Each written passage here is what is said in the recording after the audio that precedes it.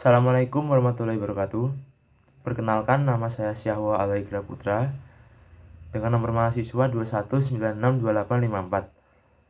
Saya dari kelas 21 IK 09. Di sini saya akan membahas tentang darurat demokrasi di Universitas Bandar Lampung. Sejatinya kampus seharusnya memberikan kebebasan akademik bagi mahasiswa agar dapat melahirkan ilmu pengetahuan yang ilmiah dan suatu syarat yang mutlak untuk menciptakan mahasiswa yang kritis, kreatif, serta dapat mengabdi kepada masyarakat. Dalam memberikan kebebasan akademik intelektual, kampus memiliki kebebasan untuk melaksanakan fungsinya dan mengimplementasikan tugasnya tanpa intervensi dari pihak luar atau penguasa. Landasan kebebasan akademik, kebebasan mimbar, dan otonomi keilmuan pada perguruan tinggi dijamin dalam Undang-Undang Nomor 12 Tahun 2012 tentang Pendidikan Tinggi.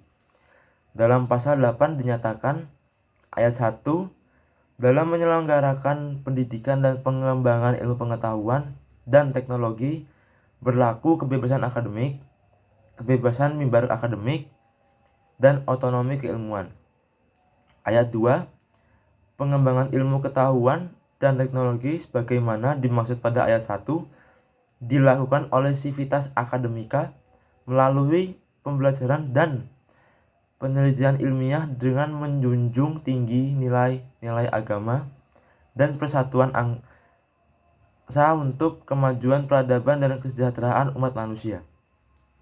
Ayat 3, pelaksanaan kebebasan akademik, kebebasan mimbar akademik dan otonomi keilmuan di perguruan tinggi merupakan tanggung jawab pribadi Civitas Academica yang wajib dilindungi dan difasilitasi oleh pimpinan perguruan tinggi. Namun, realitas yang terjadi saat ini justru berbanding sebalik dari konsep kebebasan akademik. Sering terjadi upaya pembungkaman ruang-ruang diskusi dan kritik dibalas dengan kriminalisasi dari pihak kampus. Seperti yang terjadi pada kampus UBL pada 17 Februari 2021.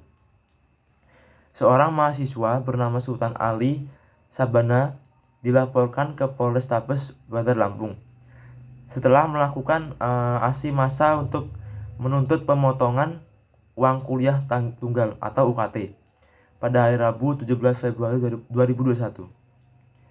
Kondisi tersebut semakin menunjukkan bahwa otonomi kampus dan kebebasan akademik merupakan mitos belaka. Dalam sejarah universitas mengambil posisi yang unik dalam perubahan politik, bahkan sebelum Orde Baru, pada saat Orde Lama, universitas dengan mahasiswanya mengambil peran penting. Contohnya pada akhir masa kepemimpinan Soekarno, mahasiswa Universitas Indonesia atau UI berafiliasi dengan kelompok Manifest Kebudayaan atau Manikebu yang kemudian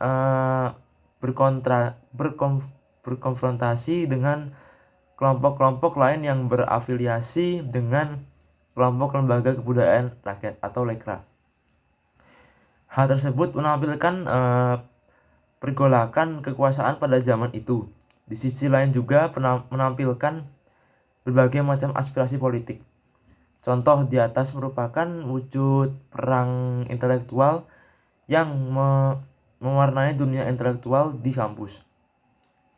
Selanjutnya, pada masa Orde Baru, runtuhnya rezim Soeharto, kampus juga memiliki peran yang penting. Dimulai dari diskusi kos ke kos, kemudian mahasiswa membuat forum di diskusi di tiap-tiap universitas di kota-kota besar, kemudian bertambah besar menjadi beberapa organisasi eksternal kampus. Gerakan mahasiswa memanas dipicu oleh krisis ekonomi 1997 dan ketidaksigapan rezim Soeharto untuk mengatasinya.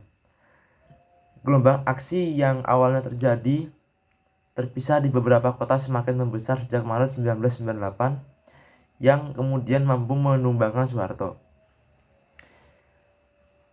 Melihat pentingnya posisi universitas pada suatu perubahan politik, Kemudian mahasiswa sebagai suatu sektor penting dalam universitas seharusnya melibatkan mahasiswanya dalam setiap perbuatan keputusan. Namun universitas saat ini tidak melihat itu. Mahasiswa tidak dilibatkan dalam setiap pembuatan kebijakan seperti penetapan UKT pada saat pandemi ini. Padahal di satu sisi mahasiswa mempunyai peran penting dalam perubahan kondisi politik negara. Namun ketika kembali ke kampus, mahasiswa yang ingin mencoba mengkritisi kebijakan malah mendapat intimidasi. Tak jarang juga mendapat kriminalisasi dari kampus. Sekian dari saya. Bila ada salah kata mohon dimaafkan. Wassalamualaikum warahmatullahi wabarakatuh.